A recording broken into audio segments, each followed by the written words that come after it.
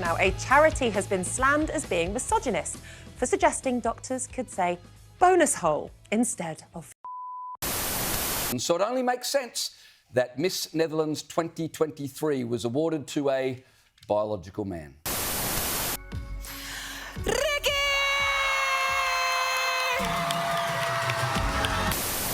Yes. It's potentially one of the most natural biological processes of life, and yet history and society has built up this stigma that makes menstruators feel so ashamed. Our next guest is a former cyclocross champion who retired from the sport after she finished 4th in a national competition last year.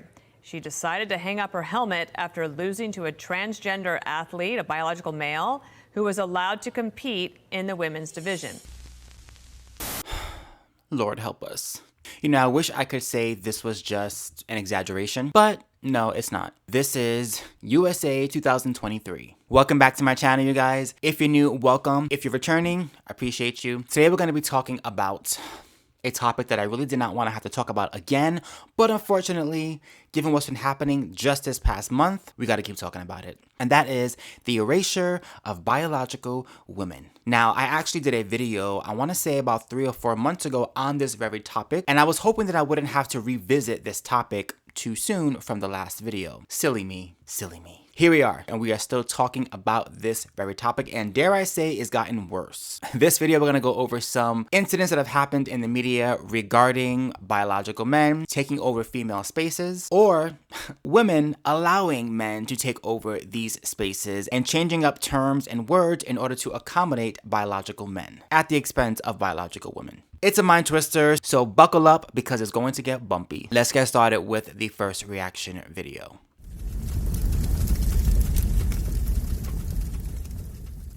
Now, a charity has been slammed as being misogynist for suggesting doctors could say bonus hole instead of. Now, the glossary for medical professionals from Joe's Cervical Cancer Trust say it's an alternative word for that transgender or non-binary patients may prefer. But women's rights groups have called it loathsome and utterly dehumanising. The charity says the guide was developed with the LGBT community and doesn't suggest all women will want to use it. Now, I just need to say that it's not all women's rights charities that have kicked off about this. It's a very particular type of women's rights charity, which are, you know, trans exclusionary, feminists, people who are gender critical, who've lashed out at this. But I'm going to defer before I give my opinion to our resident bonus hole, Kevin. All right, so I'm already taking issue with how she is introducing this topic. And it's unfortunate because as we can see, this is a biological woman and she's already introducing the topic as though it's only crazy people. It's only the extremists that have an issue with the term bonus hole for a woman's private parts. No. It's not. In fact, based on what I saw online, a lot of people from all different walks of life are looking at this article and looking at this story and they're thinking, what? Like, how did we get here? And again, it's not just people who are extreme right-wing or conservative. It's people who are watching this from a distance and thinking, okay, I don't have an issue with trans people, but this seems excessive. And this seems really disrespectful towards women, primarily. And what's sad is, you know how we got here? We got here because women, like the one who introduced this topic, seems to be perfectly fine with it. But let's keep watching. I mean, I think it's sexist. I think it's insulting to women. It's such a nasty little, hideously ugly term. They give you an alternative as well. If you don't fancy bonus hole, you can use the even more lovely front hole. I mean, who's coming up with these terms? Okay. 3-year-olds? That's exactly what I wanted you to say, because here's my defence of it. Those Cervical Cancer Trust are absolutely incredible. It was set up after the death of a woman who was 40 years old who sadly passed away from cervical cancer.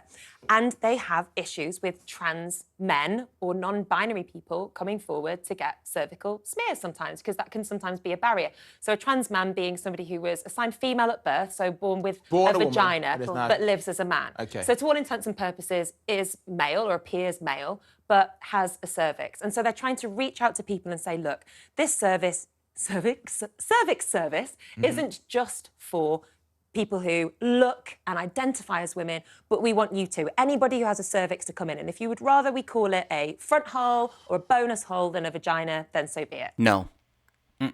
Okay, look, I get what she's trying to say, right? She's trying to say, let's be inclusive to all people who are coming forward needing medical procedures because we don't want to deter them away from getting services or coming forward to speak to a doctor. But here's the problem with that. What she's proposing is let's walk on tippy toes. Let's change language. Let's turn things upside down to accommodate less than 2% of the population so they will come forward and get services that they need medically. Here's my response to that. Welcome to reality.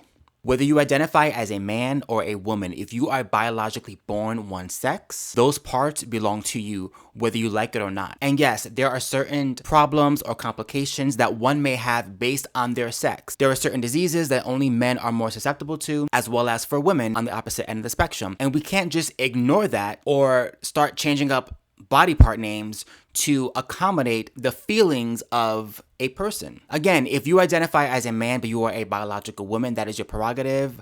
God love you. But medically, the fact that we are proposing that medical professionals start changing the actual medical terms for body parts of women is ridiculous. And it is insulting to everybody with a brain. And the reason why it bothers me is because we spend so much time trying to accommodate less than 2% of the population, i.e. the gender code demographic, and I don't understand why. And again, I'm not heartless. I'm not saying that I don't care about the feelings of a person, but what I am saying is just because something makes you feel uncomfortable doesn't mean you get to change words around or just delete words altogether from our vocabulary. To me, that is just playing into delusion and it's not being realistic. Why can't we do both? Why can't we say, hello, sir, I know you identify as a sir, but you have a body part of a woman, and because of your internal organs and because of your biology, we have to treat you in a certain way, medically speaking, to ensure that you are healthy or that you stay healthy. Because get this, just because you as a biological woman identify as a biological man, your body has not changed. You still have a uterus. You still have a cervix. You still have a, you know what, that I can't say because I get demonetized. But you still have it. If I'm going to the doctor and I have an issue, I don't want the doctor having to tippy-toe around me with certain words to accommodate my feelings. I want that doctor to be truthful and honest because I want to get the best treatment possible. And if we're changing up words and doing this new word salad to make me as a patient feel better, the question is, are we really doing people a service or a disservice by playing into the redefining of these words? I know for some they'll say, oh, it isn't a big deal, it's just a word. Who cares, right? But think about all the other words that have been changed around now to accommodate this base. Chest feeders, bleeders, persons with the uterus, everything but women.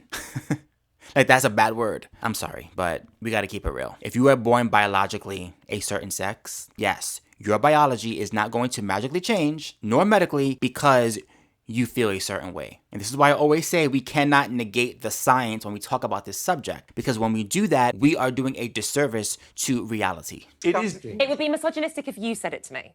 But if you were saying it about your own these hole. nuances. But it denigrates women. It's dehumanising for women. I mean, it's... But it's women who've, as you put it, it's people who are born female who've requested it. Yeah, but what about the rest of the women community then they call it vagina. who feel denigrated, they feel dehumanised, they feel discriminated against? Sorry, I think what I was going to say is, I think that what they're saying is, be prepared to use those words. If somebody comes in and they say that they would prefer to use those terms, that terminology, then be prepared to go with the flow rather than insisting it be called something else that they don't want it to be called. And once again, you notice it's the biological men on the panel who seem to be more outraged, rightfully so, by this ridiculous terminology, while the biological women are like, what's the problem? Again, this is why we are where we are. And if you notice a trend, it's only biological women who have to adjust to these new terms, right? It's not biological men. Nobody is messing with us. It's the women that have to change. And it's interesting too because they're getting it from both fronts, right? They're getting it from biological men who identify as women or trans women who want a lot of terms changed now and they want to be accommodated in female spaces. And biological women are also getting it from other biological women who identify as men who don't want to be associated with female terms as far as body parts. So now they're advocating for these changes to be made in these spaces, which again denigrates biological women and their bodies. And it just blows my mind that the biological women on the panel are fine with it. And we see this theme time and time again. These liberal women who are more fixated on adjusting everything to accommodate less than 2% of the population at the expense of biological women. And last I checked, they didn't get a vote. It just changed. Let's move on to the next video.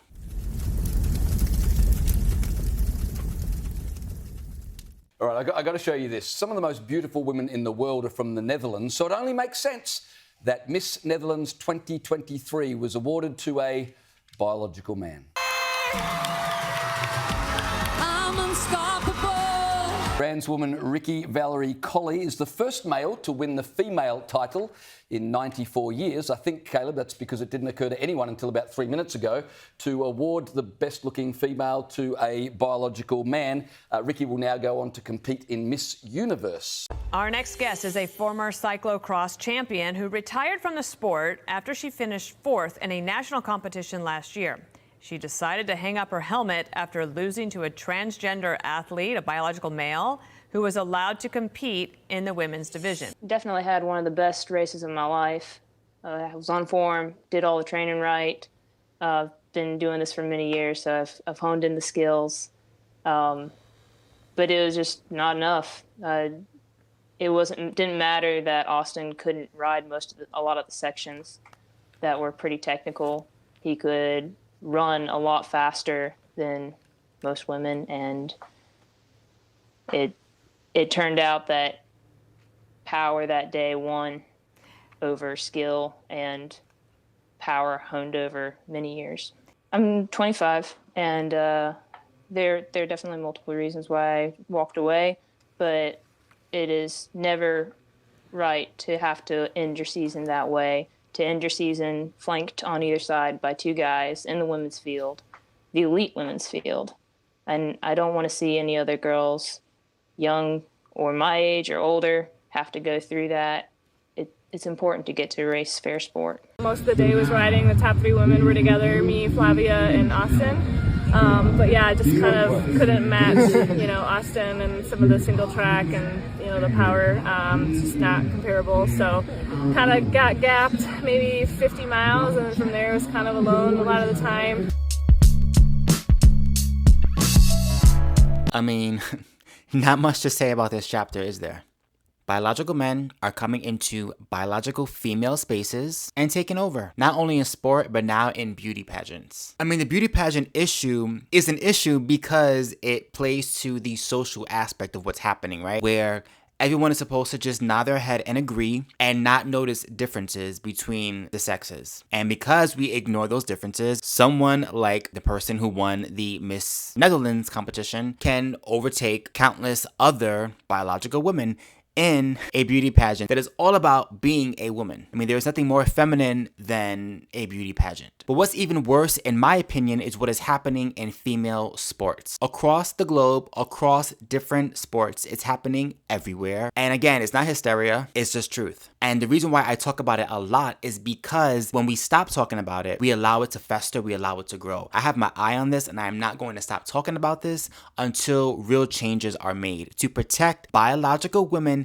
in these spaces. The fact that an actual professional athlete decided to retire because she felt like, you know what, I can't compete against these men. I can't compete against these men who identify as women who are coming into my sport and completely dominating. I cannot compete against them. So if they're not going to compete in their own separate category and they're not going to compete with other men, then I'm out. It's heartbreaking, it's frustrating, and what's even sadder is, again, the biggest cheerleaders to this nonsense are liberal women. They're the ones that have helped to create this type of situation that we're in right now. They co-signed it and they ran with it. And the only ones that are being affected by this negatively are not less than 2% of the population. No, it's over 50% of the population, biological women. It's just frustrating because this 1000% is contributing to the erasure of women in our society, specifically Western society. And it's sad to say, but the USA has become the motherland, ground zero for this mentality. And it's spreading like wildfire in other countries like the Netherlands.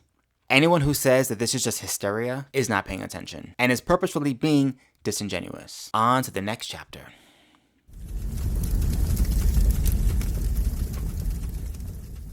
We're very excited to introduce you to 25-year-old Nadia Okamoto. She is the co-founder and CEO of August. It's a lifestyle brand that aims to stop the stigma around periods, and it specializes in offering eco-friendly period products with wrappers that can dissolve in water. Because periods make human life possible. Yes. It's potentially one of the most natural biological processes of life, and yet history and society has built up this stigma that makes menstruators feel so ashamed. Yes. And I think that it always breaks my heart to hear so many stories every day of young menstruators who get their period and have never heard about it. Yeah. But also wanting a period-positive, gender-inclusive brand. So we are August, wanting a gender-inclusive name. On the back, it says we're here for everyone who menstruates. And I think especially in this age of transphobia, it really means a lot to us to be proudly a gender-inclusive brand. So in case you missed it in that segment, that woman was doing everything that she could to stop herself from including women within the topic of a menstrual cycle, which is so unbelievably ridiculous to me and bizarre because only biological women get their periods.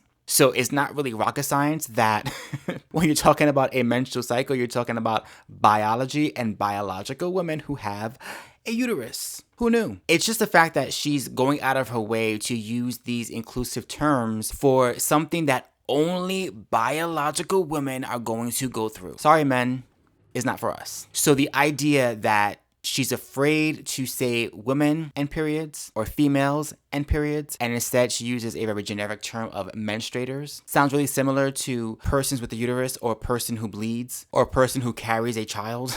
Like, we can't say women, we can't do it, can't say mothers, too controversial. And again, it plays into this hysteria that if you speak on biology and the science, you're going to destroy a trans person. You're going to upset them so much. So let's all walk on tippy toes and make sure that we don't speak in actual terms, because God forbid someone gets their feelings hurt. It's crazy. It's absolutely crazy. And again, like I said earlier, you can acknowledge a trans person and their transness while also acknowledging that biology is a factor when it comes to certain medical conditions or certain medical issues or just regular biology like getting your period. I mean, these are things that are associated with being a female. And to erase that and to say, it's not just females, let's not put the woman term on it because that's too controversial. In my opinion, and I'm sure in the opinions of many people out there who are watching this video, it's a slap in the face. It's degrading. It's disrespectful. It is sexist, 1000%. And it's really ironic because these terms are being used to accommodate biological women who identify as men. So their feelings and wanting to be a man and wanting to be masculine and wanting to be in the male space means degrading and erasing and deleting feminine words and feminine spaces. And I just don't understand that. I